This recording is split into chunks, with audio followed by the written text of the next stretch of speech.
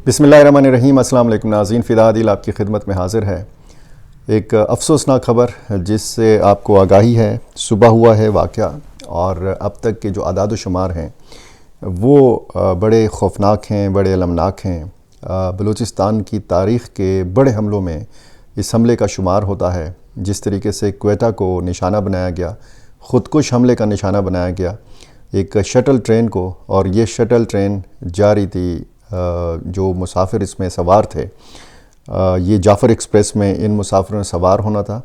और जाफ़र एक्सप्रेस आपको पता है क्वेटा से रवाना होती है, आखिरी मंजिल इसकी पेशावर होती है। मैं पूरी मालूमात के साथ आपकी खिदमत में हाज़िर हुआ हूँ और बलूचिस्तान एक बार फिर निशाने के ऊपर है। फ्लेट में मौजूद एक पूरा ख़ानदान ख़त्म हो गया है। इस धमाके के नतीजे में 25 से 30 गाड़ियाँ जलकर राख हो गई हैं और जो जानी नुकसान हुआ है वो बलूचिस्तान में हमलों की अगर आप तारीख़ उठाकर देख लें तो ये सबसे एक ज़्यादा होलनाक हमला इसलिए है कि इसमें ज़्यादातर ख़वातीन निशाना बनी हैं और मासूम बच्चे निशाना बने हैं। दहशतगर्दों ने आज जो वार किया है इसकी ज़िम्मेदारी BLA ने, बलोच लिबरेशन आर्मी ने कबूल की है। और इस सारी सूरत हाल के हवाले से अगर आप देखें तो BLA का जो एक ख़ुदकुश हमला आवर यूनिट है, मजीद ब्रिगेड, बाकायदा इसने ये ज़िम्मेदारी ली है। जितने आदाद व शुमार अब तक सामने आ रहे हैं, कहीं पे 14 अफराद की शहादत की ख़बर है तो कहीं पे 23 अफराद, तो कहीं पे 30 अफराद की शहादत की ख़बर है। बताया यह जाता है कि कोई 60 या 62 अफराद इसमें शहीद हुए हैं, ज़्यादातर बच्चे और ख़वातीन हैं। और ये शटल ट्रेन जो है ये क्वेटा कैंट के अंदर से रवाना होती है। मकसद ये होता है कि पूरी सिक्योरिटी में इस शटल ट्रेन में फोर्सेस के जवानों को, उनके अहल खाना को महफूज तरीके से इस शटल ट्रेन में बिठाया जाए और इनको सिटी रेलवे स्टेशन क्वेटा में, जहाँ पे जिस ट्रेन में इन्होंने सवार होना है वहाँ पे इनको सवार कराया जाए। सुबह 8 बजे का ये वाक़या है और आज की तारीख़ है 24 मई, इतवार का दिन है। अफसोसनाक दिन है, एक अलमनाक दिन है, एक सियाह दिन है क्वेटा के लिए, बलूचिस्तान के लिए, पाकिस्तान के लिए। और इसमें ये बताया गया है कि तकरीबन 300 से ज़्यादा मुसाफिर सवार थे। ये जब धमाका हुआ तो 3 बोगियाँ इस शटल ट्रेन की ये पटड़ी से उतर गईं और जहाँ पे ख़ुदकुश हमला हुआ ये मकाम है चमन पाटक। चमन पाटक एक ऐसी जगह है कि जिसको आप ये नहीं कह सकते कि ये क्वेटा कैंट के अंदर है। यहाँ से सिविलियन आबादी शुरू हो जाती है और ये ग़ालिबन वो मकाम है कि जहाँ से फिर क्वेटा कैंट के बाहर आया जा सकता है इस पाटक के ज़रिए। यहाँ पे रिहायशी मकानात, रिहायशी फ्लैट्स भी थे और इसमें एक पूरा ख़ानदान जलकर राख हो गया, शहीद हो गए।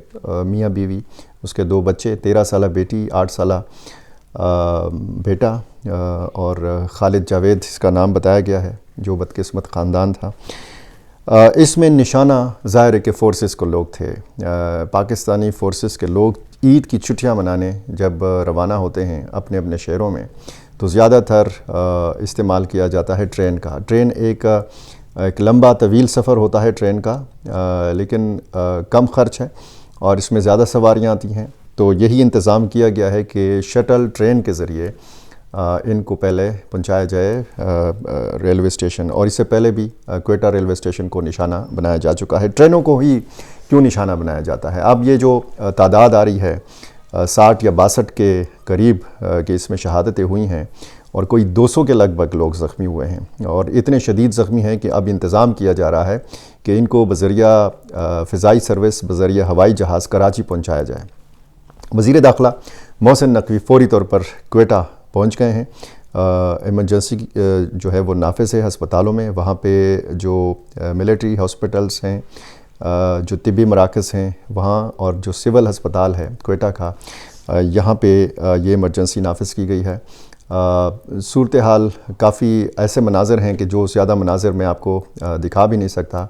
तबाही के मनाज़र, जगह जगह गाड़ियों का जो ढांचे हैं, गाड़ियों के ढांचे आपको सिर्फ नज़र आते हैं और ट्रेन की जो सूरत हाल है उससे आप इस धमाके की शिद्दत का अंदाज़ा लगा सकते हैं। कुछ वीडियोस मैं देख रहा था जो मैं शायद आपको यूट्यूब की गाइडलाइंस के मुताबिक यहाँ पे दिखा नहीं सकता, جو رہائشی فلیٹس تھے ان کے اندر کی ویڈیوز تھی، گھروں کا سارا سامان جو ہے وہ جل کر خاکستر ہو گیا ہے، اور کوئی ایک چیز محفوظ نہیں رہی۔ تو اس سے آپ اندازہ لگا سکتے ہیں کہ وہاں پہ انسانوں پہ کیا گزری ہوگی۔ جو گاڑیاں جلی ہیں پارکنگ میں، وہ تو خوش قسمتی کہ زیادہ تر گاڑیوں میں لوگ نہیں تھے، کیونکہ پارکنگ تھی، رہائشی فلیٹس اور ان کے ساتھ جو گاڑیاں پارک کی گئی ہوتی ہیں، تو یہ 25 یا 30 کے لگ بھگ جو گاڑیاں ہیں وہ بالکل ختم ہو گئی ہیں۔ یہ معصوم بچے جن کو نشانہ بنایا گیا ہے، یہ خواتین جن کو نشانہ بنایا گیا ہے، یہ ان فیملیز کا حصہ ہیں جن کے سپاہی، جن کے جوان ملک کی حفاظت پہ مامور ہوتے ہیں۔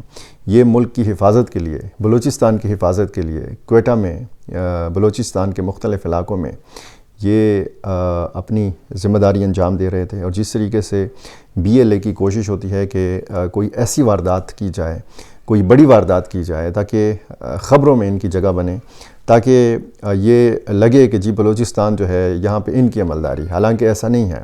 31 جنوری کی صورتحال آپ دیکھیں اور اس میں ان کا پھر جانی نقصان دیکھیں، 250 یا 250 کے لگ بھگ ان کے دہشت گرد مارے گئے، اور اسی طرح عام شہریوں کا نقصان ہوتا ہے، فورسز کا نقصان ہوتا ہے۔ اس سے پہلے بھی جو ہے جعفر ایکسپریس کو نشانہ بنایا جاتا رہا ہے۔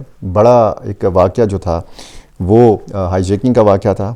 یہ جو میں آپ کو بتا رہا ہوں اس شٹل ٹرین کے حوالے سے، یہ ایک بڑی ٹرین نہیں ہوتی، چھوٹی یعنی بوگیاں ہوتی ہیں۔ شٹل ٹرین، یہ بوگیاں، یہ پھر ملایا جاتا ہے اس کو بڑی ٹرین کے ساتھ، یا پھر وہاں پہ جو ہے یہ جو جعفر ایکسپریس ہے یہ اس کے ساتھ پھر ملایا جاتا ہے، یا سواریوں کو ادھر منتقل کر دیا جاتا ہے، اور خیال یہ کیا جاتا ہے کہ جی یہ محفوظ طریقہ ہے۔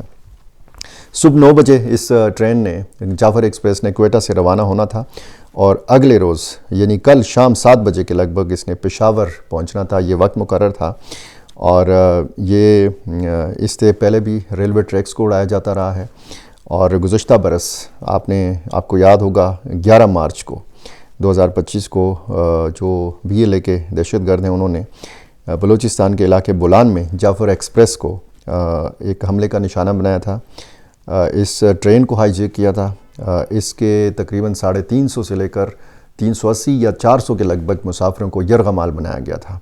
وہ بھی ایک بہت بڑا واقعہ تھا، اور اس واقعے کے حوالے سے بھی بتایا جاتا ہے کہ وہ جو حملہ آور تھے وہ اپنے ہینڈلرز کے ساتھ بذریعہ سیٹلائٹ فون رابطے میں تھے، اور ان کے ہینڈلرز افغانستان میں تھے، یہ پاکستانی سیکیورٹی اداروں نے بتایا تھا۔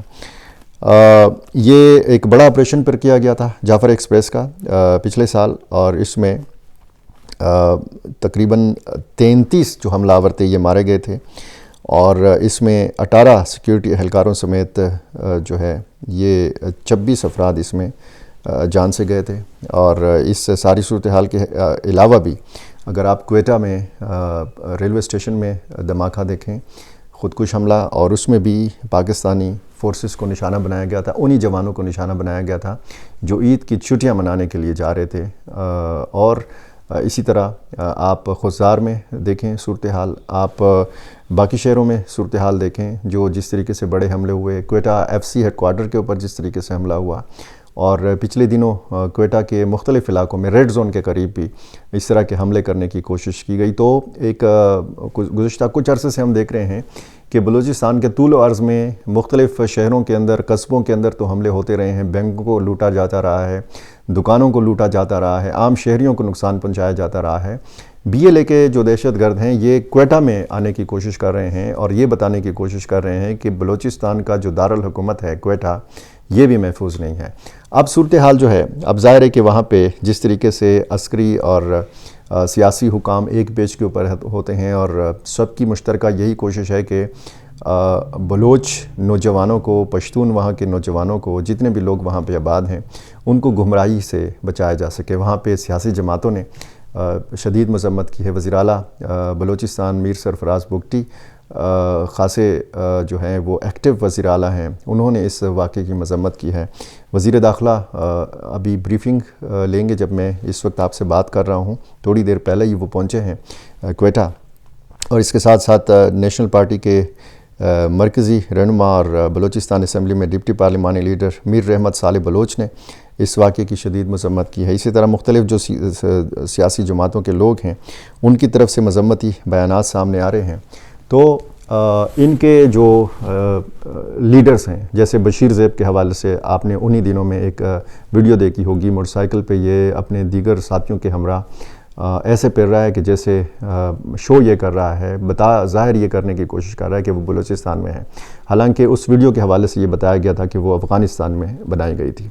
بہرحال افغانستان کی سرزمین کے حوالے سے جو پاکستان کے تحفظات ہیں، جب آپ خیبر پختونخوا میں ہونے والے حملوں کی تفصیل جاننے کی کوشش کرتے ہیں تو بہت بھیانک قسم کی تفصیلات سامنے آتی ہیں، اور پھر بلوچستان کے ایسے واقعات، ایک طرف اگر ہم ایک دن میں یا صبح ہم بات کر رہے ہوتے ہیں خیبر پختونخوا کی صورتحال کے حوالے سے، تو شام میں ہم خبر دے رہے ہوتے ہیں بلوچستان کے حوالے سے۔ تو بلوچستان اور خیبر پختونخوا حملوں کی زد کے اوپر ہیں، اور اس طریقے سے اگر آپ پالیسیز دیکھیں اور آپ سٹیک ہولڈرز دیکھیں اور پھر سیاسی جماعتوں کی سنجیدگی دیکھیں اور پھر بیانیوں کا تضاد دیکھیں، یہ نہیں ابھی پتہ چل رہا، کنفیوژن ہے کہ ہماری سیاسی جماعتیں اور ہمارے سٹیک ہولڈرز اور ہمارے پالیسی ساز چاہتے کیا ہیں۔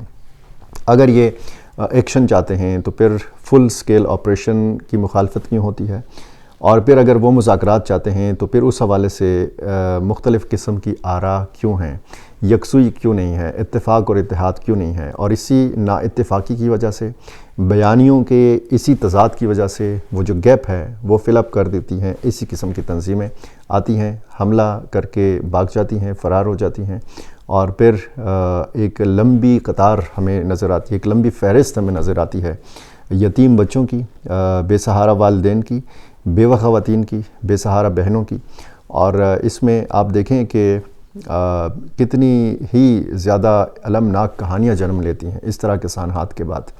اگر یہ پورا خاندان نظر ہو رہا ہے اس قسم کے حملوں کی زد کے اوپر ہے، اور تو پھر ظاہر ہے کہ یہ صرف فگر نہیں ہے، یہ صرف تعداد نہیں ہے کہ جی اتنے شہید ہو گئے اور اتنے زخمی ہو گئے اور پھر اگلے حملے کا انتظار کیا جائے۔ ایک حملہ ہو گیا، اس کی مذمت کر لی، رپورٹ طلب کر لی، اجلاس ہو گیا، بریفنگ ہو گئی، دورہ ہو گیا، اس کے بعد پھر اگلے حملے کا انتظار شروع ہو جاتا ہے۔ کوئی ایک ٹھوس پالیسی، کوئی ایک ایسی منصوبہ بندی کہ اس قسم کے حملوں سے بچا جا سکے۔